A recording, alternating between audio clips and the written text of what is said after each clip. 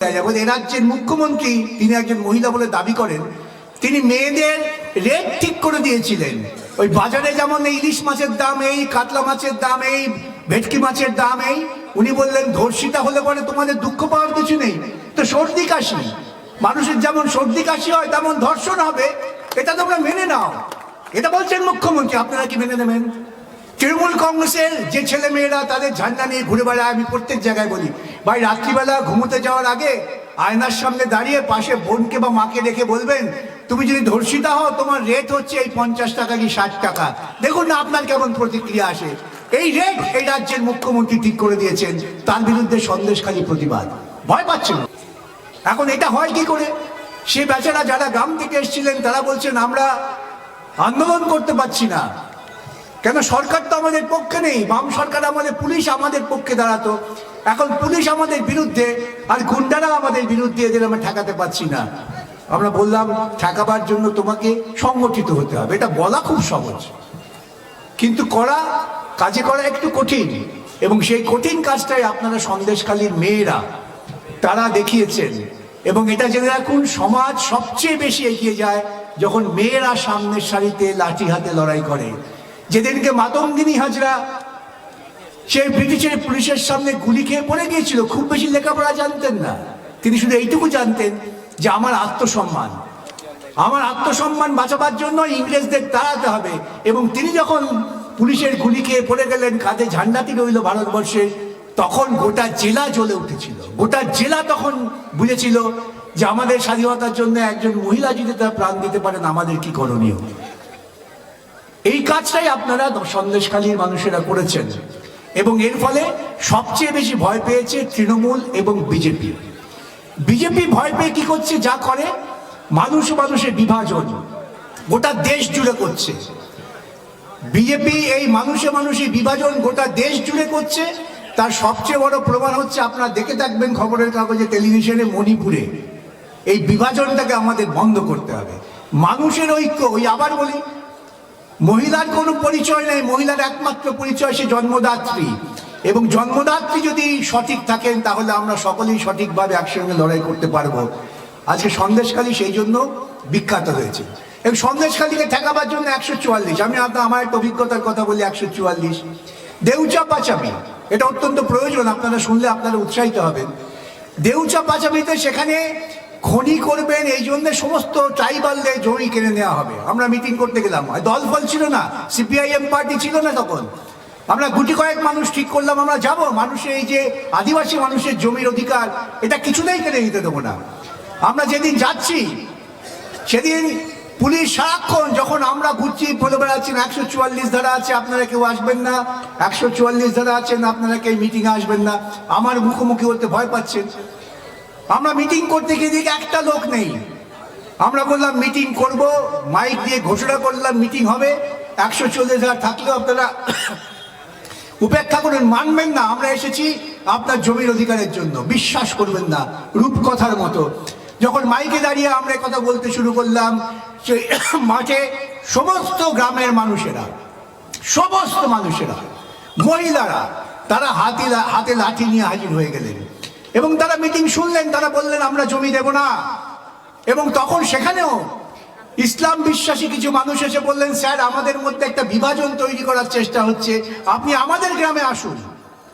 আমরা সেখানেও গেলাম, এবং তারপরে আমরা যখন চলে আসি, তারপরে সেখানে তৃণমূল কংগ্রেসের লোকেরা ঝান্ডা নিয়ে মিছিল করতে গিয়েছিল, আমাদের সম্বন্ধে গালমন্দ করতে করতে সংবাদে প্রকাশ, খবরের কাগজে বেরিয়েছে, ওই গ্রামের মেয়েরা লাঠি নিয়ে ওদের পিটিয়ে বার করে দিয়েছেন, বলছে আপনারা জমি দেবো না, আপনাকে আসবেন না। এই যে নিজেদের আত্মবিশ্বাস যে আমরা যদি রুখে দাঁড়াই, আমরা যে কোনো যত বড় শক্তি হোক না কেন তাদের ভেঙে দিতে পারি, শুধু আমাদের দরকার একতা। আর কি আইন প্রসঙ্গতে এলো, যেদিন নিরাপদকে গ্রেপ্তার করা হয়, কলকাতা শহরের বুকে নিরাপদের বাড়িতে বামপন্থী কর্মীরা ঝাঁপিয়ে পড়লেন যে কেন একে গ্রেপ্তার করা হবে। সেখানকার থানা বলছেন আমাদের কিছু করার নেই, আমরা বুঝি পুলিশ কর্মী, তারাও আমাদের ঘরের ছেলে মেয়ে, তারা জীবন জীবিকা চাকরির জন্য পুলিশের চাকরি নিয়েছেন, তাদের তো দোষ নেই। তাদের উপর নির্দেশ আসে, পুলিশ মন্ত্রী তাদের উপর নির্দেশ পাঠান যে তার নির্দেশ যদি কার্যকরী না করা হয় তবে তার চাকরি চলে যাবে। সেদিন অনেক পুলিশ অফিসার দেখবেন আপনাদের সঙ্গে দেখা হলে বলবে যে আমাদের ভাই কি করার আছে, আমাদের তো ওপরের আদেশ মানতেই হবে। ওই ব্যক্তিগত দু চারটে পুলিশ কনস্টেবলকে গালমন্দ করে আমাদের লাভ নেই। আমাদের বুঝতে হবে যে ওরাও কিন্তু ওদের জীবিকার জন্য এটা করছেন, করতে বাধ্য হচ্ছেন। তাহলে আমাদের আসল দেখতে হবে কে নির্দেশ দিচ্ছে। নির্দেশ দিচ্ছে রাজ্যের মুখ্যমন্ত্রী, পুলিশ মন্ত্রী। তার বিরুদ্ধে আমাদের সকলকে সংগঠিত হতে হবে এবং এইভাবে যদি আমরা সংগঠিত হতে পারি তাহলে দেখবেন আমাদের পক্ষে সবাই থাকবে। আদালতে এমন একটি আদালতে মামলা উঠলো নিরাপদের বেলে, সবাই ভয় পেলেন, বললেন বিকাশ দা এই বেল তো হবে না, চলো না দেখা যাক। সেই বিচারপতি সমস্ত নিয়ম নীতির বাইরে গিয়ে বললেন বিকেল 4টের মধ্যে নিরাপদকে জেল থেকে ছেড়ে দিতে হবে, কোনো কথা শুনবো না আমরা। এই আন্দোলনের চাপ যখন তৈরি হয় তখন সমাজের সর্বস্তরে মানুষের মধ্যে একটা প্রতিফলন ঘটে। আর আমাদের কাজ কি? আমরা হচ্ছি ডাকঘর করা, এক ঘর থেকে আরেক ঘরে সংবাদ নিয়ে যাই, এই তোমার ডাক এসেছে, চলো ওঠো জাগো। এই ওঠো জাগো তোমার ডাক এসেছে, এই কাজটা আপনাদের করতে হবে এবং এটা করলে পরে আপনারা নিশ্চিত থাকতে পারে। আমি আপনাদের একথা অত্যন্ত জোরের সঙ্গে বলতে পারি, ওই গ্যারেন্টি দিয়ে, মোদির গ্যারেন্টি নয়। 2011 সালের পর থেকে মাঠে ঘাটে বহু জায়গায় ঘুরে বেরিয়েছি, বহু মেয়ে নির্যাতিতা হয়েছে। তারা যখন ধর্ষিতা হয়েছে, এটা ঠিক, সেই পুলিশের কাছে গেলে পুলিশ বলে যে ওই যান তৃণমূলের অফিস থেকে মিটিয়ে নিন। আমরা যখন গিয়ে পুলিশকে বলি আপনার এই অধিকার কে দিল, কেন করলেন, বলে স্যার আমরা তো সারাক্ষণ নিরাপত্তা দিতে পারবো না, তাই আমরাও নিরুপায়। আমরা বুঝতে পারছি যে মেয়েটা ধর্ষিতা হয়েছে, কিন্তু পুলিশ তো আর 24 ঘন্টা মেয়েটার পাশে থাকতে পারবে না, তার থেকে যে মিটিয়ে নেওয়া যায়। আপনি এটা কি আপনাদের মুখ্যমন্ত্রী শিখিয়েছেন? আমাদের মুখ্যমন্ত্রী বলেছিলেন যদি মেয়ে ধর্ষিতা হয়, তার যদি বয়স 18 হয়, তার জন্য তাকে কত ক্ষতিপূরণ দেওয়া যাবে। 25 বছরের মেয়ের কত ক্ষতিপূরণ দেওয়া যাবে। এ রাজ্যের মুখ্যমন্ত্রী, তিনি একজন মহিলা বলে দাবি করেন, তিনি মেয়েদের রেট ঠিক করে দিয়েছিলেন। ওই বাজারে যেমন এই ইলিশ মাছের দাম এই, কাতলা মাছের দাম এই, ভেটকি মাছের দাম এই, উনি বললেন ধর্ষিতা হলে পরে তোমাদের দুঃখ পাওয়ার কিছু নেই। তো সর্দি কাশি, মানুষের যেমন সর্দি কাশি হয় তেমন ধর্ষণ হবে, এটা তোমরা মেনে নাও। এটা বলছেন মুখ্যমন্ত্রী, আপনারা কি মেনে নেবেন?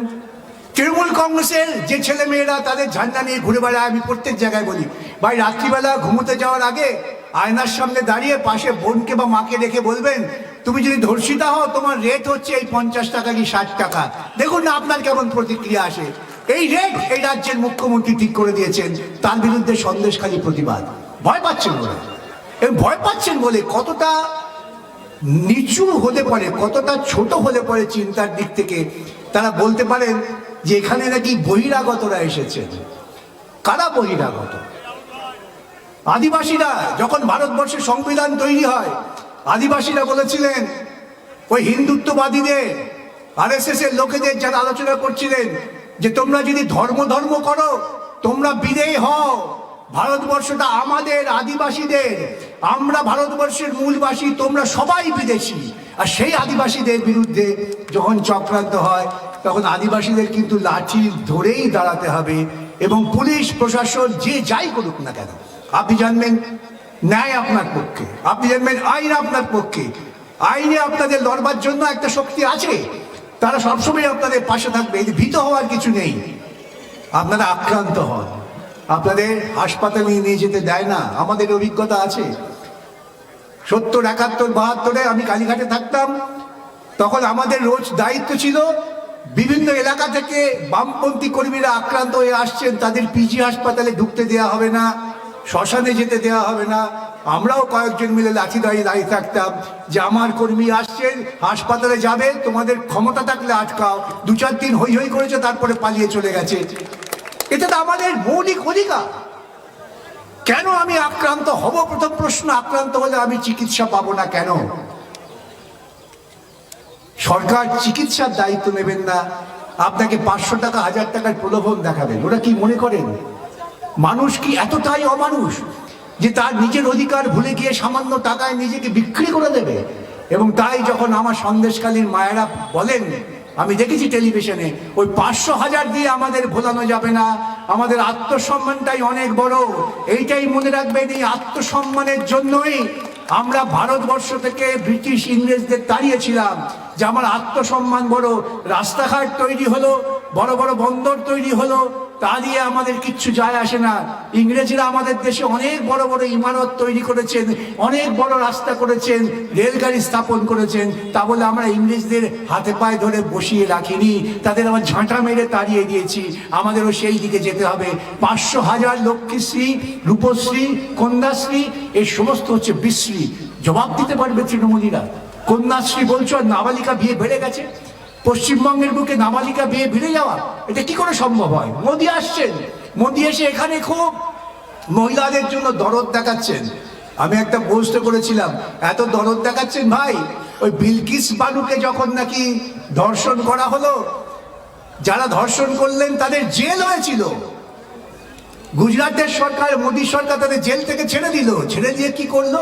এইরকম মঞ্চ বেঁধে যারা ধর্ষক তাদের ডেকে গলায় মালা পরিয়ে বললেন এরা ব্রাহ্মণ, অতএব এরা ধর্ষণ করতে পারে না। এই ব্রাহ্মণ্যবাদী চিন্তা তারা চাপিয়ে দেওয়ার চেষ্টা করছেন, যে যারা উঁচু বর্ণের তারা ধর্ষণ করতে পারে না, এবং নিচু বর্ণের মেয়েরা ধর্ষিতা হলে কি যায় আসে, সে তো আমার উপভোগের পাত্র। মনুবাদী এটা শেখায়। সেই জন্যই আপনাদের এটা উপলব্ধি করতে হবে যে আজকে ধর্ষণটা কোনো একটা হঠাৎ ঘটে যাওয়া ব্যাপার না, এটা পরিকল্পিত ঘটনা। যে ঘটনা পরিকল্পনা করেছেন মমতা, মোদী একসঙ্গে বসে, তার কারণ তারা এক চিন্তা, এক ভাবনা প্রচার করছেন মানুষের মধ্যে, যে তুমি আর যাই করো না কেন, তুমি এসেছো পৃথিবীতে ভোগ্যপন্যা হয়ে। তোমাকে যদি কেউ ভোগন করেন, তোমাকে যদি কেউ ধর্ষণ করে বা ভোগ করে, সেটা তোমার পক্ষে গৌরবে। কেন, সর্দি কাশি যেমন হয় তেমন শরীরটাকে চাঙা রাখার জন্য একটু ধর্ষণ করবেই। এই দর্শন যারা করেন তাদের বিরুদ্ধে আপনারা সকলে এক হবেন, জোট বাঁধবেন, লড়াই করবেন। আইনের লড়াই আমরা করব, মাঠের লড়াই আপনারা করবেন। এই দুই লড়াই যখন এক জায়গায় মিলবে তখন গর্জন তৈরি হবে, এবং সেই গর্জনের পরিণতি দেখবেন আপনারা। গতকাল ব্রিগেডে ওরা বর্জিত হয়ে গেছে, ওদের কোনো গর্জন হয়নি, আমাদেরই গর্জন শুনে যাচ্ছে, এবং সেই গর্জন চলবে। এবং সেই আত্মবিশ্বাস আপনাদের মধ্যে রাখতে হবে। একতাই হচ্ছে আমাদের একমাত্র মূল মন্ত্র। আমরা এক, এই মনোভাব নিয়ে চললে পরে আমরা জিতবো। এই কটি কথা বলে সকলকে অভিনন্দন জানিয়ে আমার কথা